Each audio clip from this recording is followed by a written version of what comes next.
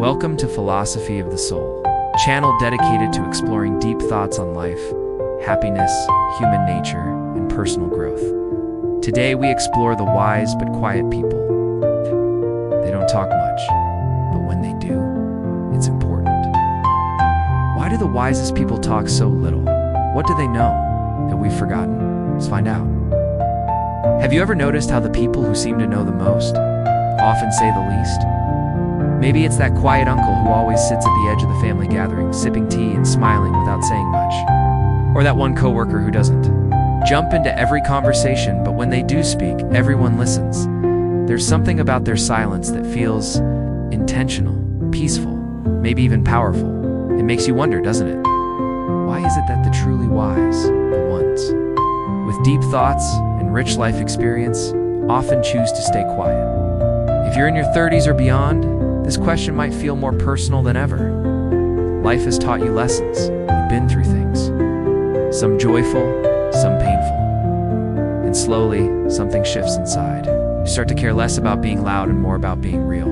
Less about having the last word and more about choosing the right moment. In this video, we're going to talk about something that goes beyond just being quiet. We're exploring a deeper truth. Why wisdom often walks hand in hand with silence. And along the way, we'll look at how self-awareness, introversion, and emotional maturity all play a role in this quiet strength. Let's start with something simple. The kind of quiet that comes from listening as children. We're often taught to speak up, to raise our hand, to share our opinion. But somewhere along the way, life teaches us that listening is just as powerful, maybe even more so. Wise people listen, not because they have nothing to say, but because they want to understand before they respond. They're not just hearing words, they're paying attention to what's underneath. The emotions, the energy, the intent. That kind of listening takes patience and humility. It's not about waiting for your turn to speak. It's about truly absorbing what someone else is saying, without rushing to fix it, challenge it, or top it. And the older you get, the more you realize that people don't always need your advice. Sometimes they just need your quiet presence, a nod, a soft smile, a calm silence that says, I hear you. This kind of listening isn't passive, it's powerful. And the people who've lived long enough to see how noisy the world can be, they learn to value that silence. Now let's talk about something else. The shift from proving to understanding. In your 20s, it's common to feel like you have to prove something. You want to be heard, to be seen, to be respected. You argue more, you interrupt more. You hold on to your opinions like they define you. But something beautiful happens as you age. You start to let go of that urgency. You realize that winning an argument doesn't always mean you've done something meaningful. Being right starts to feel less important than being kind. You begin to ask yourself, is this really worth my energy? And so, you stop engaging in every debate. You stop correcting every mistake. You begin to choose peace over pride. That's not weakness, it's growth. It's a quiet kind of confidence. The kind that doesn't need to shout, because wise people have nothing to prove. They've already been through enough to know that life has a way of teaching you what really matters. It's not the loudest voice in the room that holds the most truth. You might be wondering, does that mean wise people never speak up? Of course not, but they speak with intention. They choose their words carefully, like a craftsman carving wood. They don't rush, they don't waste. And because of that, their words carry more weight. That's why when they do finally say something, people lean in now. Here's something else that's often misunderstood. Introversion. A lot of wise people are introverts, not because wisdom requires solitude, but because solitude creates space for reflection. Reflection is where wisdom grows. Introverts are often mistaken for being shy or withdrawn. But being introverted isn't about fear, it's about energy. While some people get energized by crowds and conversations, introverts recharge in silence. In nature, quiet. Mornings and long walks, and books that open up new ideas without needing a single word spoken out loud. And you know what? As people get older, many start to crave that same kind of space. Not because they've become antisocial, but because they're more selective. They know their time and energy are valuable. They've learned that not every gathering, every conversation, or every invitation deserves a yes, so they go inward, not to hide, but to connect with something deeper. There's a kind of peace in that. It's a kind of grounding. Because in the quiet, you can finally hear your own thoughts. You can untangle the noise of the world and get back to the truth of who you are. It's in those quiet moments that self-awareness blossoms. You begin to see yourself more clearly. Your strengths, your blind spots, your patterns. Become more honest with yourself, and as a result, more compassionate with others. You start to recognize when your silence is a shield, and when it's a gift. And here's the thing. Once you've experienced the power of that kind of self-awareness, you don't need to be loud anymore. Your presence becomes enough. There's also something interesting that happens when you become more self-aware. You start to notice your triggers. You know those moments when someone says something irritating or completely wrong, and you feel that sudden urge to react, maybe a snappy comment or a sarcastic comeback. But with time and self-awareness, something shifts. Instead of reacting immediately, you pause. Not because you're holding back, but because you're thinking it through. You start asking yourself questions like, will this help? Or is this about them? Or about me? Often you realize that the best response is no response at all. This is a kind of wisdom that doesn't come from books. It comes from life. From making mistakes, saying things you regret, feeling the sting of unnecessary conflict. Over time, you learn that silence isn't avoidance, it's restraint. And restraint is a sign of strength. Think about the last time you bit your tongue. Not out of fear, but out of choice. That kind of silence isn't empty. It's full of self-control, maturity, a quiet understanding that not every battle is yours to fight. And while we're on that topic, not every opinion needs to be voiced. Not every thought needs to be shared. In a world that constantly tells us to speak your truth and say what's on your mind, this might sound counterintuitive, but wise people understand the value of timing. More importantly, they understand the value of listening first. Sometimes, holding back your opinion doesn't mean you're unsure. It means you're still learning, still gathering information, still open to the idea that you might not have the full picture yet. That takes humility. It's a humility that often grows with age. The more you see, the more you realize how much you don't know. And that's where the quiet comes in. Not as a lack of knowledge, but as respect for the complexity of things. It's why wise people don't rush to give advice. They don't interrupt with quick fixes. They ask more questions than they give answers, because they've learned that listening, real listening, can be more healing than the smartest solution. You might have someone in your life like this. A parent, a teacher, a neighbor, someone who doesn't always speak, but when they do, it feels like their words came from a deeper place. And maybe part of that depth comes from pain. Because here's another quiet truth. Pain changes people, not always in loud, dramatic ways. Sometimes it changes them in gentle, subtle ways that only show up in their silence.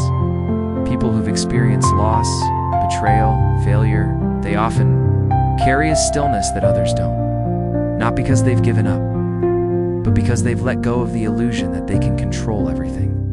They stop trying to impress. They stop chasing perfection. And instead, they begin to live more, mindfully, more slowly. More softly, they become quiet, not because they have less to say, but because they've learned that the most important things in life are often unsaid. Things like compassion, forgiveness, presence. You don't need a speech to show love. Sometimes it's the gentle act of just sitting next to someone, saying nothing and still being fully there. And wise people, they've lived long enough to understand the beauty in that kind of connection.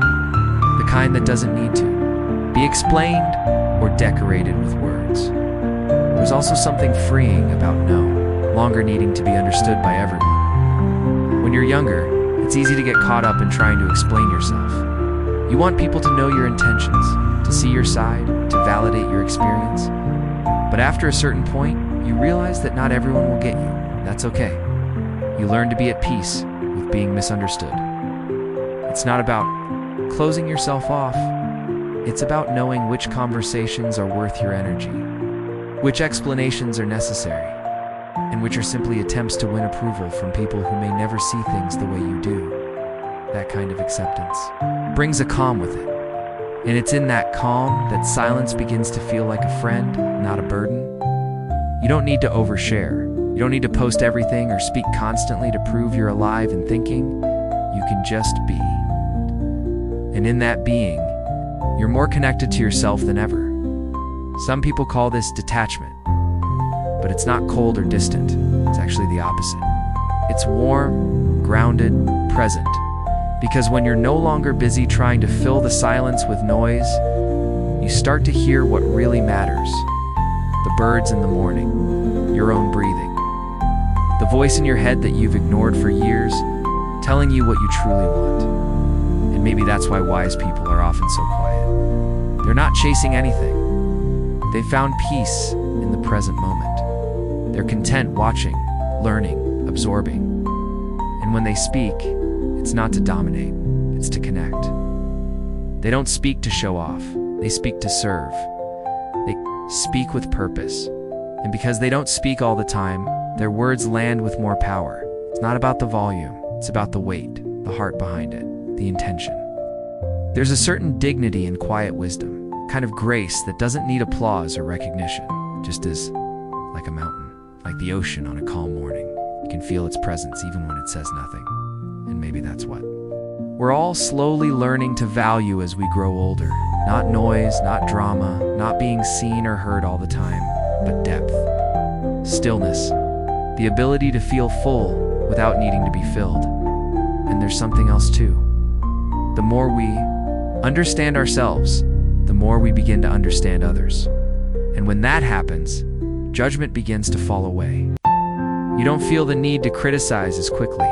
You don't jump to conclusions. You give people space to be who they are, because you've given yourself that same space. And that shift, that beautiful shift, makes you quieter too. Not because you have less to say, but because you don't need to say everything anymore. You begin to trust that the people who are meant to understand you will. And those who don't, well, that's okay too. This kind of peace isn't loud. It doesn't need validation. It simply settles into your spirit like a warm blanket. And sometimes, this peace shows up in the way you walk into a room and don't feel the urge to take it over. Or the way you let others talk and you're just content listening. Or how you can sit by yourself without reaching for your phone or the TV remote or anything to distract you. You're simply okay being still. It's in these small moments that you realize you're not trying to escape anything anymore. You're not running. You're not chasing, you're not performing, you're just present. And in that presence, silence starts to feel like home. It's in the gentle way you make decisions. It's a quiet confidence with which you say no, without guilt. The way you've learned to protect your peace without needing to justify it. You know what you've been through. You know what it costs to get here. And so, you no longer give your energy away so easily. That's not selfish, it's sacred. Wise people are quiet because they understand this. They know that the world is full of noise, and most of it is unnecessary. So they speak less and live more. They choose stillness over stress, clarity over chaos, and they realize that sometimes the most powerful thing you can do is nothing at all. Just breathe. Just watch. Just be. And you don't need to be a monk or a philosopher to live this way. You just need to slow down, to pay attention, to listen, not just to others, but to yourself. The wisdom you're looking for, it's already inside you. It's been growing quietly through every mistake you've made, every lesson you've learned, every heartbreak you've endured. You don't need to chase it, just make space for it. Let it rise to the surface in its own time. Maybe you've already noticed it, in the way you don't react like you used to, and how you hold space for others without interrupting. In the calm that follows your footsteps, even when life is uncertain. That's wisdom. That's maturity. It's growth. And no, it doesn't always come with big speeches or dramatic moments. Sometimes it's just a quiet knowing, a soft strength, a sense of trust in yourself that doesn't need to shout. You don't need to talk all the time to be wise. In fact, sometimes the wisest thing you can do is to listen. to wait, to observe, and then, when the moment is right, to speak with kindness, clarity, and heart. So, if you've ever felt like your quiet nature is a weakness, please hear. It's not. It's your power. It means you're paying attention. It means you're thinking deeply. It means you've probably seen enough of life to know that shouting doesn't make you heard and talking doesn't always mean connecting. You don't need to change who you are. You don't need to be louder to be valued. You just need to stay grounded in what matters. Trust that your presence, your thoughtful, observant, calm presence is more than enough. Let the world be noisy. You be steady. Be centered. Be true. You are already wise in ways you may not fully recognize. And that wisdom shows up every day. In your silence, in your patience, in your ability to stay calm when things get chaotic. So take a breath, embrace the quiet, and remember, you don't have to speak to be heard. Your presence is a message. It speaks volumes. If this message resonated with you, I'd love to hear your thoughts in the comments. Maybe share a moment when you chose silence, and it turned out to be exactly what was needed. Or maybe you're someone who's always been quiet. Tell us how that's shaped your life.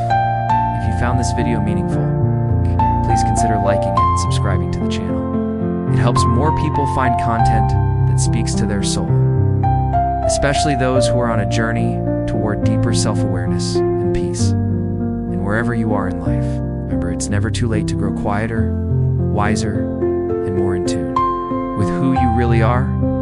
Live your best life in your own quiet, powerful way.